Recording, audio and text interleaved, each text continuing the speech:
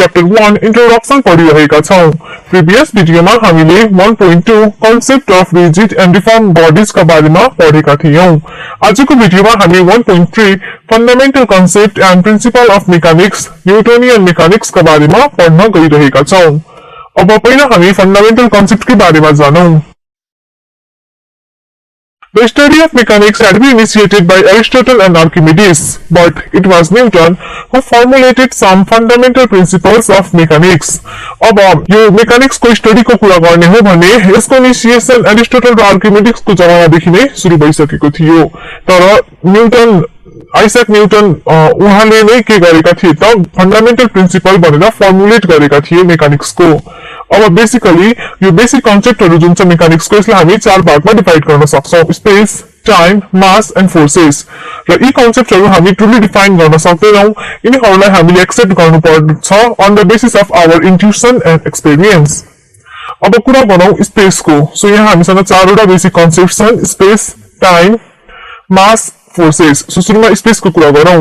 The concept of space is associated with the concept of motion of point P, which is defined by coordinates of point P.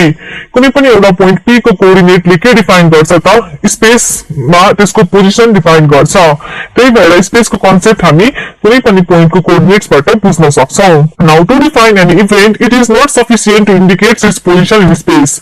अब कुनै पनि point P को position स्पेसमा थाहा पाइसकेपछि त्यसले हामीलाई कुनै activity अथवा कुनै एप्लिकेसन अफ फोर्स को हामीलाई इभेन्ट को जानकारी दिदैन। सो इभेन्ट को लागि के हुनुपर्छ, टाइम को जानकारी हुनुपर्छ। सो नेक्स्ट प्यारामिटर भयो हाम्रो टाइम। त्यसपछि आउँछ mass. The concept of mass is used to characterise and compare bodies on the basis of certain mechanical experiments. So mass हामी कहाँ युज गर्छौं त to characterise and compare the bodies of on the basis of certain mechanical experiment. So कुनै पनि body जब heavy छ कि light छ हैन, कुन बॉडीमा कति वेट एक्ट हुन्छ, सो यी कुराहरु हामी डिटरमाइन गर्नको लागि, कम्पेयर गर्नको लागि अथवा अरु पनि डिफरेंट मेकानिकल एक्सपेरिमेन्टहरु कम्पेयर क्यारेक्टराइज गर्नको लागि कन्सेप्ट अफ मास युज गरिन्छ। The force represents the action of one body on another and can be exerted at any point of contact or certain distance. अब कुरा आयो फोर्स को। Force भनेको के हो त action of one body or another and it can be exerted at point of contact or certain distance. So यदि एउटा बडीले अर्को बडीमा फोर्स एक्सर्ट गर्छ भने त्यो दुईटा बडीले एकअर्का माथि force at the point of contact पनि एक्सर्ट गर्न सक्छ र एट सर्टेन डिस्टेन्स टाढा पनि फोर्स एक्सर्ट गर्न सक्छ। Now this force is characterized by its point of application. भनेपछि force is characterized by point of application and its magnitude direction. Force भनेको वेक्टर क्वान्टिटी भयो, सो यसको हुन्छ म्याग्निट्युड प्लस डाइरेक्सन। सो यो थियो केही हाम्रो फंडामेंटल प्रिन्सिपल अफ मेकानिक्स को बारेमा। अब हामी principle of mechanics basically Newtonian mechanics को बारेमा जानौं। So there are 6 fundamental principle of mechanics. ए 6 वटा फंडामेंटल प्रिन्सिपल मध्ये 4 वटा त न्यूटनले दिएको लजहरु छन्। सो फर्स्टमा छ parallelogram law of forces, second छ the principle of transmissibility of forces, third fundamental principle छ Newton's first law of motion, त्यसपछि Newton's second law of motion, Newton's third law of motion र न्यूटन्स ल अफ ग्रेभिटेसन। अब यी fundamental प्रिन्सिपलहरुको बारेमा हामी डिटेलमा upcoming भिडियोमा discuss गर्ने छौं र यसरी नै यो च्याप्टर 1 इन्ट्रोडक्सनलाई पढ्न कन्टिन्यू थियौं र 6 वटा फंडामेंटल प्रिन्सिपलहरुको बारेमा जानेका थियौं। आज हामी ती प्रिन्सिपलहरुलाई नै डिटेलमा बुझ्न गइरहेका छौं। सो फर्स्टमा छ हाम्रो प्यारालेलोग्राम ल अफ फोर्सेस। यो लले के भन्छ त This states that two forces acting on a particle may be replaced by a single force called their resultant, and this resultant is obtained by drawing diagonal of the parallelogram which has sides equal to given forces. अब यो लालाई हामी बुझ्नको लागि एउटा figure को मद्दत लिन्छौं। So यसले के भन्दैछ त कुनै पनि दुईटा फोर्सेसलाई एउटा रिजल्टेन्ट ले रिप्रेजेन्ट गर्छ भनेपछि मानौ यसरी एउटा फोर्स P एक्ट भइरहेको छ यो डाइरेक्सनमा र अर्को फोर्स Q यसरी एक्ट भइरहेको छ। अब यो दुईटा फोर्सेस P र Q र मानौ यो दुईटा फोर्सेस बीचको एंगल यो थीटा छ र O पोइन्टबाट दुवै एक्ट भइरहेको छ भने यो केसमा यो P र फोर्स र Q फोर्स को इक्विभ्यालेन्ट फोर्स रिप्रेजेन्ट गर्छ एउटा अर्को फोर्स जसलाई हामी भन्छौं रिजल्टेन्ट। र यो रिजल्टेन्ट हामी कसरी ड्रा गर्न सक्छौं त हामी ड्रा गर्न सक्छौं by drawing diagonal of parallelogram which represents this two forces. So पहिला हामीले प्यारालेलोग्राम फर्मेसन गर्नु पर्यो। सो माथि पनि हामीले यसरी यो लाइनसँग प्यारलल लाइन र यहाँ यो साइडमा यो लाइनसँग प्यारलल लाइन हामीले यसरी ड्र गर्यौं भने हामी एउटा प्यारलोग्राम फर्मेसन गर्न सक्छौं। अब यो प्यारलोग्राममा हामीले यसरी डायगोनल बनायौं भने यो डायगोनल भनेकै हुन्छ resultant of this two forces र यो रिजल्टेन्टको म्याग्निट्युडको कुरा गर्ने हो भने आर वेक्टर दैट इज हाम्रो resultant vector will be equals to vector sum of force P and force Q.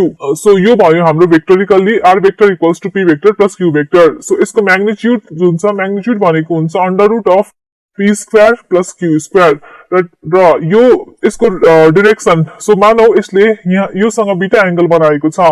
So यदि यसले यो P वेक्टर अथवा फोर्स P सँग बीटा एंगल बनाएको छ भने हामी tan बीटा क्याल्कुलेट गर्न सक्छौं by using tan beta is equal to Q sin theta upon P plus Q cos theta। Theta भनेको angle between P and Q भयो। सो यो भयो हाम्रो प्यारलोग्राम ल अफ फोर्सेस। यसले के भन्छ त यदि कुनै पनि दुईटा फोर्सेस P र Q एउटा कुनै पार्टिकलमा एक्ट भइरहेको छ भने यी दुईटा फोर्सेसको इक्विभ्यालेन्ट फोर्स जसलाई हामी भन्छौं रिजल्टेन्ट, यो रिजल्टेन्ट हामी बनाउन सक्छौं बाइ ड्रइङ अ प्यारलोग्राम र यो प्यारलोग्रामको डायगोनलले रिजल्टेन्ट रिप्रेजेन्ट गर्छ र यो प्यारलोग्रामको साइड्सहरु भनेकै हाम्रो फोर्सेस P र Q हुने गर्छ। सो यो भयो हाम्रो 6वटा फंडामेंटल प्रिन्सिपलहरु मध्ये फर्स्ट प्रिन्सिपल र यसको नाम थियो प्यारलोग्राम ल अफ फोर्सेस। अब हामी जानौं सेकेन्ड प्रिन्सिपलको बारेमा। Second principle is called the principle of transmissibility of forces। So यो प्रिन्सिपलले के भन्छ त This states that the condition of equilibrium or motion of a rigid body will remain unchanged if a force acting at a given point or a rigid body is replaced by a force of the same magnitude and direction but acting at a different point provided that two forces have same line of action। So यसको लागि फेरि एउटा सानो illustration गरौँ। अब मैले एउटा यस्तो खालके सर्कुलर बडी एज्युम गरे। यो सर्कुलर बडी को पोइन्ट यो सेन्टर को थ्रुमा एउटा कुनै फोर्स P यसरी एक्ट भएको छ।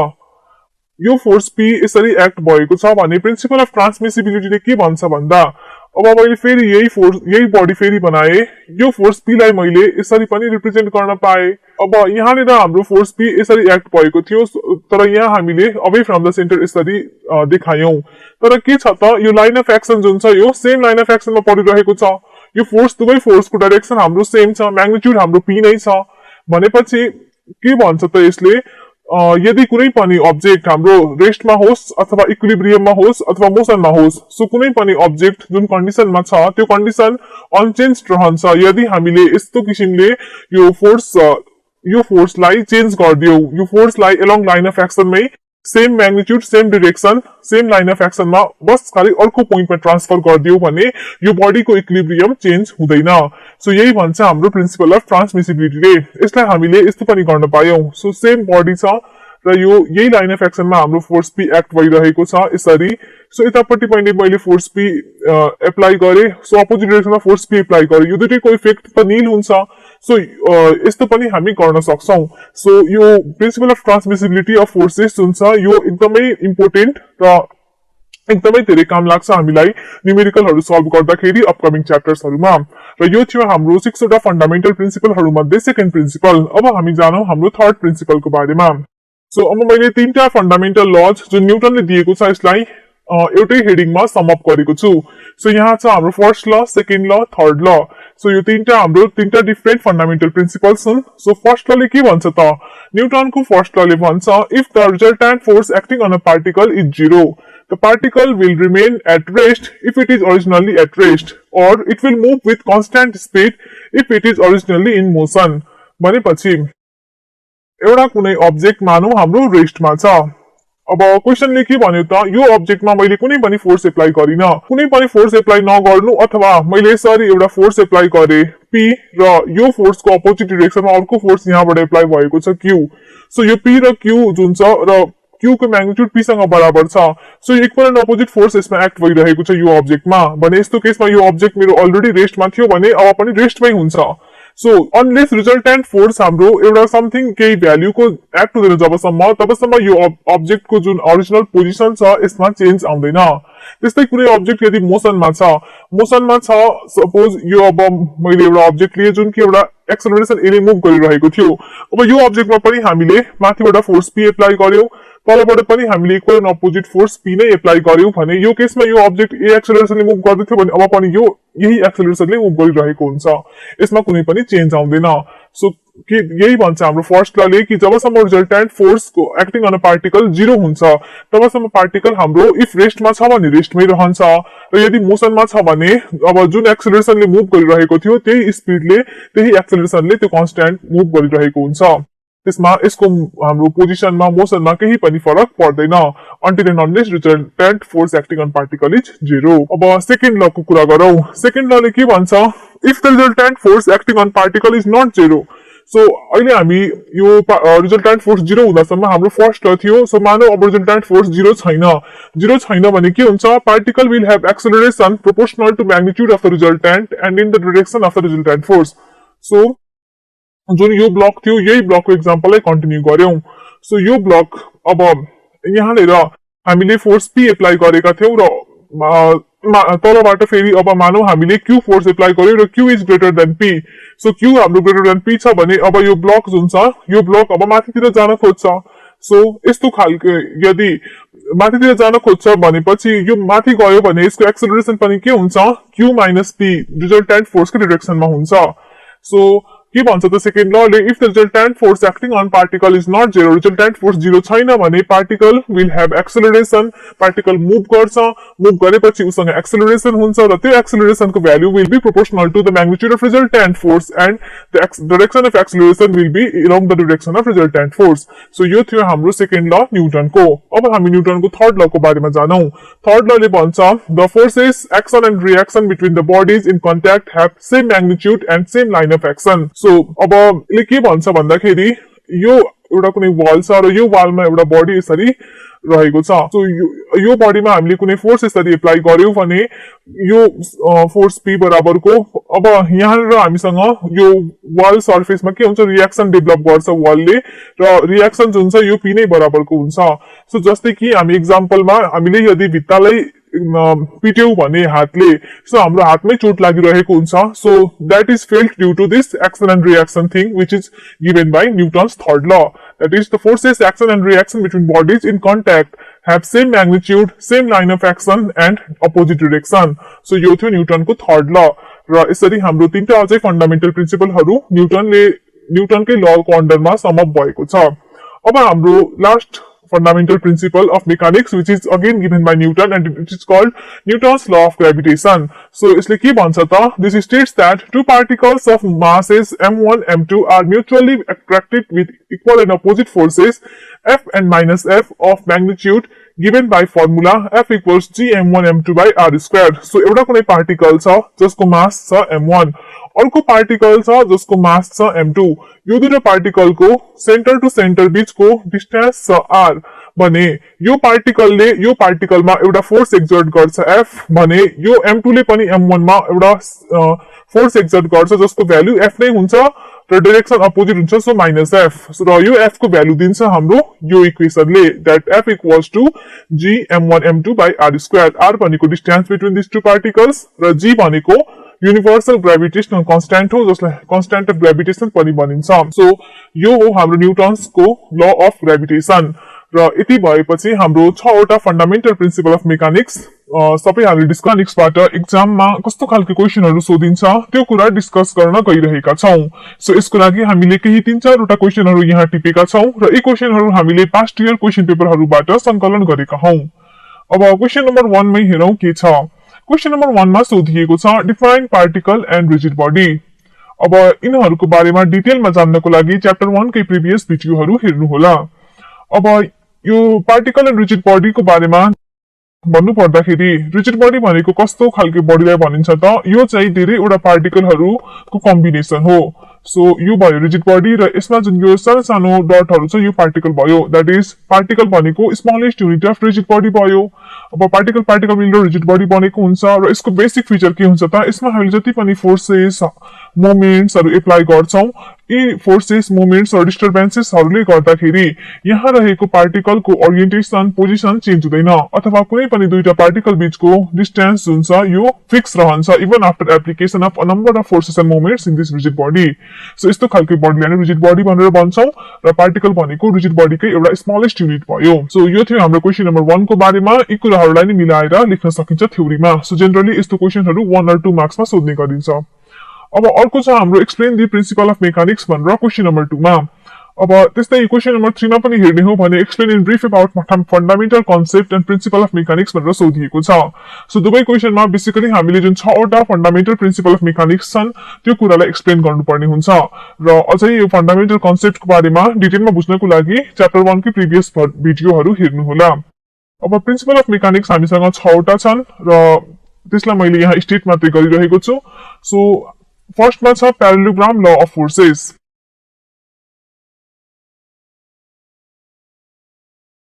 Parallelogram law of forces so प्यारालेलोग्राम law of forces को हामीले स्टेटमेन्ट लेख्नु पर्यो र यसलाई अलिकति एक्सप्लेन पनि गरिदिनु पर्यो अब के भन्छ त यो प्यारालेलोग्राम लले सो यसले भन्छ यदि कुनै पनि दुईटा कन्करेन्ट फोर्स को यदि p र q यस्तो छ भने सो यो दुईटा कन्करेन्ट फोर्स जुन छ यसको रिजल्टेन्ट जुन छ r यो रिजल्टेन्ट r भनेको डायगोनल अफ प्यारालेलोग्राम हुन्छ कस्तो खालको प्यारालेलोग्राम त जसको साइड्स भनेको यी फोर्सेस हुन्छ सो यो भन्छ हाम्रो प्यारालेलोग्राम ल अफ फोर्सेसले त्यस्तै अर्को प्रिन्सिपल छ प्रिन्सिपल अफ ट्रान्समिसिबिलिटी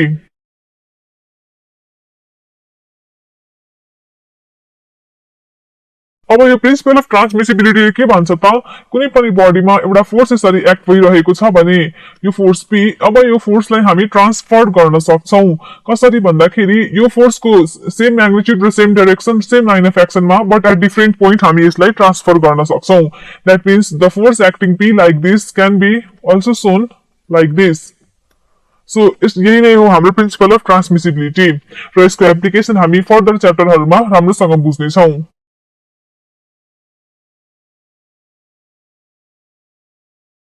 थर्ड प्रिन्सिपल भनेको हो न्यूटन्स लज अफ मोसन अब न्यूटन्स लज अफ मोसनमा हामीसँग अल टुगेदर तीनटा लजहरु छन् फर्स्ट ल सेकेन्ड ल थर्ड ल अब तीनटै ललाई हामीले राम्रोसँग एक्सप्लेन गर्नुपर्ने हुन्छ अब फर्स्ट ल के कुरा गर्ने हो भने फर्स्ट लले के भन्छ त फर्स्ट लले भन्छ कि कुनै पनि बडी जो कि रेस्टमा छ अथवा मोसनमा छ त्यो बडी रेस्ट र मोसनमै रहिरहन्छ अनलेस एन्ड अन्टिल हामीले एक्सटर्नल कुनै फोर्स त्यसमा एप्लाई गर्छौं र एक्सटर्नल फोर्स एप्लाई नगरुन्जेलसम्म त्यो बडीको जुन मोसन छ त्यो अब मोसनमा होस् चाहे रेस्टमा होस् त्यसको जुन स्टेट छ त्यो त्यही नै रहिरहन्छ सेकेन्ड लले भन्छ कि जुन हामीले फोर्स एप्लाई गर्यौं सपोज एउटा बडी हाम्रो रेस्टमा छ यसमा हामीले यो डाइरेक्सनमा फोर्स एप्लाई गर्यौं फोर्स एप्लाई गरेपछि यो बडी मोसनमा आउँछ मोसनमा आएपछि यसले एक्सेलरेसन डेभलप गर्छ र यो एक्सेलरेसन यो फोर्सको डाइरेक्सनमा एप्लाई भइरहेको हुन्छ that is F proportional to A or F equals to MA. So यो भन्छ सेकेन्ड लले त्यसै थर्ड लले भन्छ every action has equal and